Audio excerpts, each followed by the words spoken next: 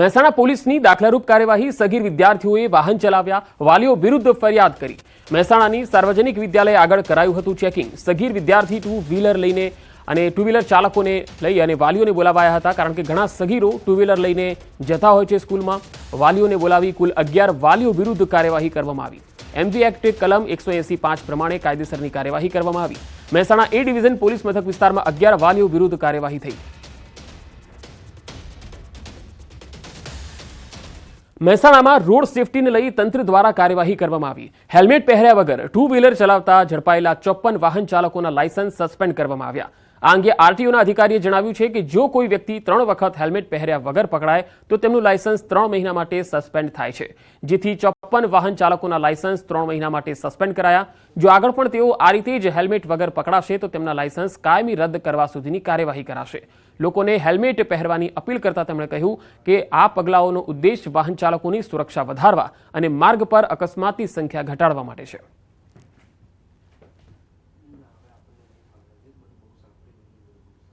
Road સેફટીને વેગ મળે અને આવામાં ઉદાહરણરૂપ કામગીરી થાય, તમામ લોકો હેલ્મેટ પહેરે એના માટે થઈ અને એવા 54 કેસોની અંદર 3 માસ માટે અમે લાયસન્સ સસ્પેન્ડ કરેલા છે। 3 મહિના માટે હાલ પૂરતા સસ્પેન્ડ કર્યા છે। ભવિષ્યમાં જો આ જ કેસો વારંવાર ધ્યાનમાં આવશે આ જ વ્યક્તિઓ ઉપર તો એમના લાયસન્સ કાયમી રીતે રદ કરવાની કાર્યવાહી પણ કરવામાં આવશે। અસામાજિક તત્વો વિરુદ્ધની કડક કાર્યવાહીની પોલીસની મુહિમ યથાવત છે। સુરતમાં ઉધના અને બીઆરસી પોલીસ ચોકી વિસ્તારમાં પોલીસ અને ડીજીવીસીએલની ટીમ દ્વારા સરપ્રાઇઝ ચેકિંગ કરાયું। ગેરકાયદે વીજ જોડાણ કરી ચલાવવામાં આવતા વેપલા પર કાર્યવાહી થઈ। ચેકિંગ દરમિયાન ગેરકાયદે વીજ જોડાણ મળી આવ્યા। ઉધના પ્રભુનગર વિસ્તારમાં ચેકિંગ દરમિયાન 11 ગેરકાયદે વીજ જોડાણ મળી આવ્યા। ઉધના સંજયનગર ઝુંપડપટ્ટી વિસ્તારમાંથી 5 ગેરકાયદે વીજ જોડાણ મળી આવ્યા। આ તમામના વીજ કનેક્શન કાપી ડીજીવીસીએલ અને પોલીસ દ્વારા કાર્યવાહી હાથ ધરાઈ। ગીર સોમનાથમાં વેરાવળના બોડાસ ગામે એસઓજીએ દરોડા પાડ્યા। ગામના વાડી વિસ્તારમાં કેમિકલ બનાવતી બોગસ ફેક્ટરી પકડાઈ। ઓરિયલ નામની કેમિકલ બનાવતી બોગસ ફેક્ટરી ઝડપાઈ। પોલીસે 70,000ની કિંમતનો મુદ્દામાલ જપ્ત કર્યો તેમજ આરોપીઓને ઝડપી કાયદેસરની કાર્યવાહી હાથ ધરાઈ।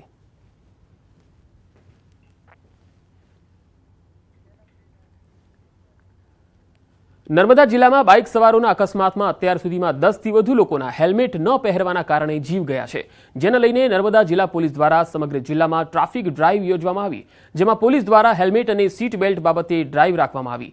આ ડ્રાઇવમાં જિલ્લામાં અત્યાર સુધીમાં 2000 કરતાં વધુ લોકોને હેલ્મેટ ન પહેરતા દંડ કરાયો। ત્યારે આ ડ્રાઇવ થકી લોકો સુધરે અને પોતાનો જીવ ન ગુમાવે તે માટે હેલ્મેટ પહેરો અને જીવ બચાવવાની સમજણ પણ આપવામાં આવી। જોકે ઘણા લોકો હજુ પણ હેલ્મેટ પહેરતા નથી અને પોલીસ તેની સામે કાર્યવાહી પણ કરી રહી છે। કેટલાક લોકો હેલ્મેટ ન પહેરી હોય ત્યારે પોલીસને જોઈને ભાગતા પણ નજરે પડ્યા।